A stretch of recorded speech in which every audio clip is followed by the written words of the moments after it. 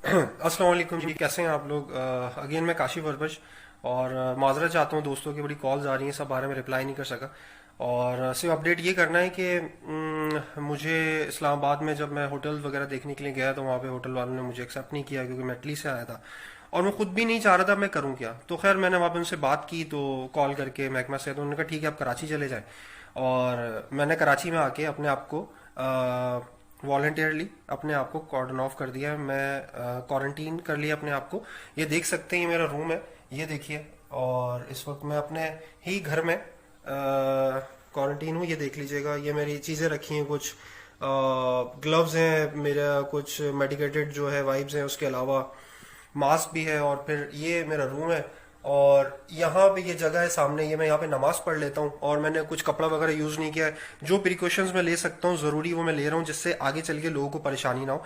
मेरे पास घर पे आने के अलावा कोई और जरिया नहीं था। मैंने बहुत जगह कॉल्स की। यहाँ पे पाकिस्तान में क्वारंटीन का किसी को पता ही नहीं है और क्वारंटीन किया भी नहीं जा रहा है। आप लोगों को मैं सिर्फ छोटी सी बात बता दूं। हाँ, एक इंपॉर्टेंट बात, मेरे घर वाले नहीं है घर पे, मैंने उनको भेज दिया आने से पहले। अपने बीवी बच्चों और मेरी मदर होती हैं, वो यहाँ पे नहीं है, वो जस्ट मुझे खाना बना के भेजते हैं, वो मैं नीचे से ले लेता हूँ टोकरी लटका के।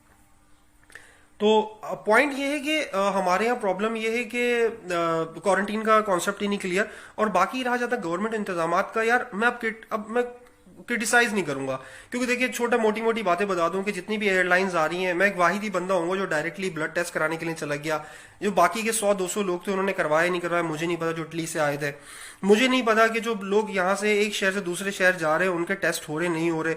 लोग क्वारंटीन से डर क्यों रहे, मुझे समझ में ये नहीं आ रहा। ये मैं अपने घर में हूँ, मैंने एक रूम ले लिया है और मैं यहाँ पे मतलब अब अपने आप को इंतजार कर रहा हूँ कि जब मेरे ब्लड टेस्ट आएगा उसके बाद फिर मैं आराम से मूव कर सकता हूँ। मुझे नहीं पता अब वो क्या आएगा, अल्लाह की जात से उम्मीद हो नेगेटिव ही आएगा।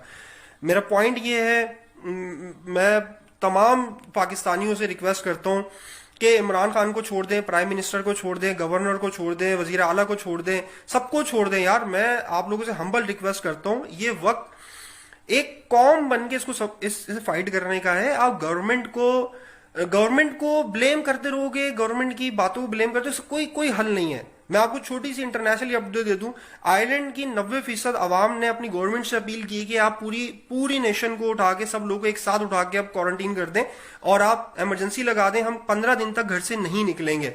वो वॉलंटियरली बोल रहे हैं अपनी गवर्नमेंट को, क्योंकि उनको पता है कि 15 दिन तक ही ये फैलता है। 15 दिन के बाद जिसको ये वायरस नहीं है तो फैलने से रुक जाएगा जब लोग एक दूसरे से नहीं मिलेंगे।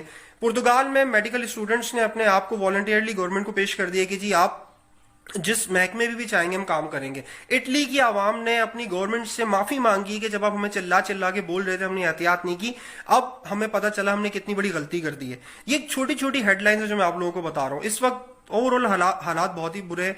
मैं लेकिन सिर्फ इस वक्त आपको यही कहना चाहूंगा, मैं जो कुछ भी कर सकता हूं एज ए इंडिविजुअल, मेरी अभी नजरें ना गवर्नमेंट पे कुछ भी नहीं है, क्योंकि आपको एक कौम बन के इससे फाइट करनी पड़ेगी। हमारी गवर्नमेंट अकेले फाइट नहीं कर सकती, सब बेबस है, सब बेबस है। सिर्फ एक जात है जो अल्लाह की जात है, और अल्लाह का ताला का बहुत शुक्र है, अल्लाह परवरदिगार का बहुत शुक्र है। मैं इस हाल में भी शुक्र अदा करता हूँ कि अल्लाह ताला ने अभी भी बहुत छोटी सी तकलीफ दी है। हो सकता था कि अल्लाह ताला खानों में कीड़े निकाल देते, हम इस हालत में खाने भी नहीं खा पाते, तो अल्लाह ताला ने हमें इतनी तौफीक दी है कि हम लोग खाना खा रहे हैं। ठीक है। और मेरे भाई, मैं इस वक्त जो इटली का हाल देख के आया हूँ, मेरे पास वो तस्वीरें हैं जिसके अंदर लोगों की लाशें पड़ी हुई हैं, जिन ट्रक्स के अंदर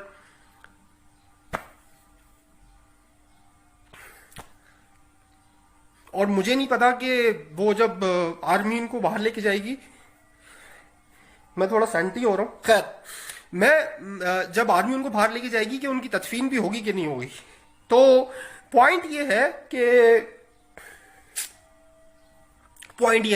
कि मैं देख रहा हूं जब मुल्तान में चौक आजम पे अगर किसी को वायरस होता है तो वो मुल्तान पहुंच भी पाएगा नहीं पहुंच पाएगा।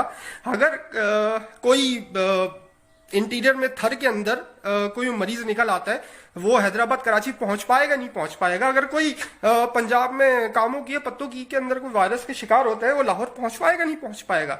मेरा पॉइंट ये है कि इस वक्त यार गवर्नमेंट को आप कुछ नहीं बोल सकते, आपको इंडिविजुअली पार्टिसिपेट करना पड़ेगा। ये एक जिहाद है, ठीक है। मैं जो उस कमरे में बैठ के सीखा हूं, ये जिहाद है।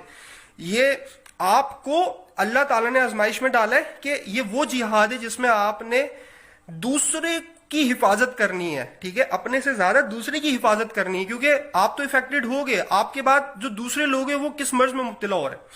तो मेरी रिक्वेस्ट ये है कि ये वक्त है एक सफों में खड़े होने का।